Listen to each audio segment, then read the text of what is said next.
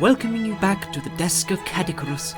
Join us as we partake into a new instalment of Current Quickies. Hello my duckies, and this time we're going to be having a look at Just Cause 3. That's 3 in French. This game is alright. I've never played Just Cause before, and that's all I can really say, honestly. I had no idea what I was getting into. I saw no trailers, no reviews or anything, so I saw that on the shelf, looked at the back of the box, and I thought, why not? But then after all of that massive hype and build-up, how did I find it? Well, like I said, yeah, this game's alright. Just Cause 3 may be the only time I've had no prior experience or even slight knowledge of a game series before jumping into an installment. But hey, that shouldn't be too huge of a problem, right? I mean, all you really do in Just Cause is...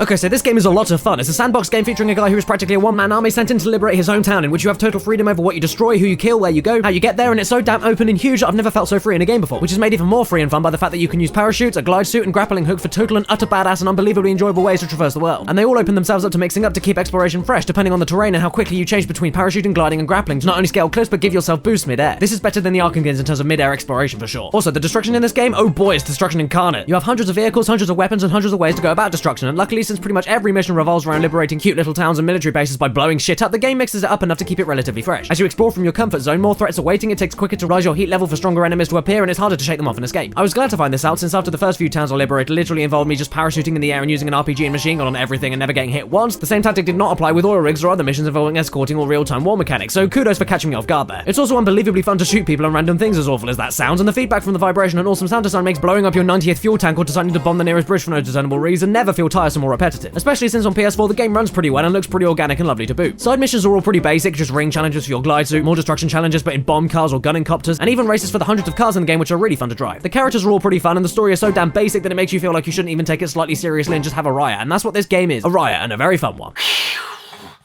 however, a riot this game may be, but it's also a very shallow riot. Right, where do I begin without sounding like a twazzock? Well, to start off with, yes, it's certainly fun and gratifyingly destructive, but after a while it starts to lose its initial kick. For instance, hidden items across the huge map feel meaningless, such as rebel shrines and bad guy tapes. I mean, the story is practically non-existent as it is, so why would you bother collecting the tapes? And as for the shrines, well, you light all of them and get unlimited fast travel, but what's the point when flying is so much more fun? And because of that, the random shit that you run into isn't exactly fun to run into or discover, so exploration overall feels slightly dead. There's also so much high-speed flying to get from A to B that it renders ground exploration near obsolete. It makes the world feel forgettable and again, slightly dead. The air is more interesting and faster to get around than the actual thing the devs made on the floor. Funnily enough as well, I also think there's actually too much stuff in this game. There's weapons, items, and vehicles up the arse, and it never made any particularly powerful weapon or vehicle feel rewarding to find or even that special. You're a little bit too overpowered for my taste, and if you don't do any of the side stuff as the game progresses, yes, it'll be harder for you in the long run, but it's still possible with the same tactics once you figure out the new obstacle and how to get around them. And there are cars everywhere in this game that you can collect into a personal garage, but what's the point in doing that when flying makes it completely futile? Enemy vehicles are easy to hijack and are everywhere, making me rarely use rebel drops in the game because, again, I found no need or point, and dying ultimately does absolutely nothing. If anything, it gives you all of your ammo back and leaves you exactly where you were in terms of liberation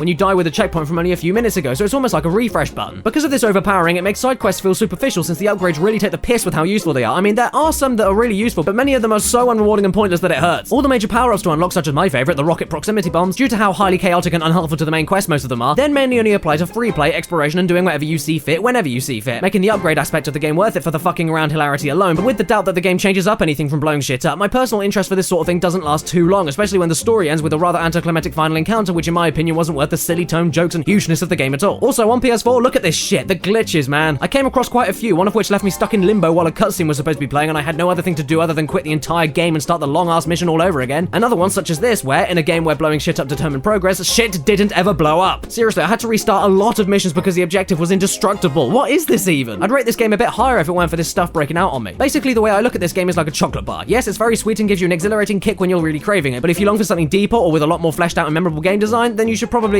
get a chocolate gâteau or something. You posh wanker.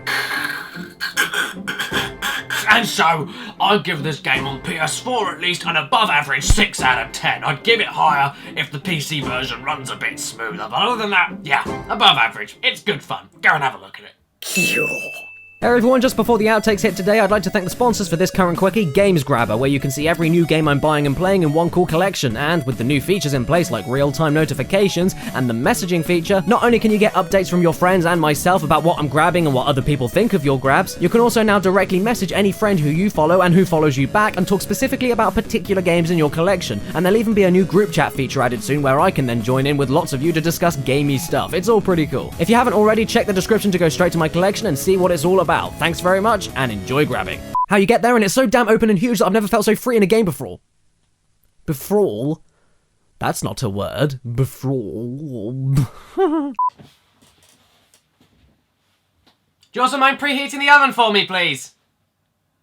Do you also mind preheating the oven for me, please? And they all open up, and they all open themselves up to mixing up, into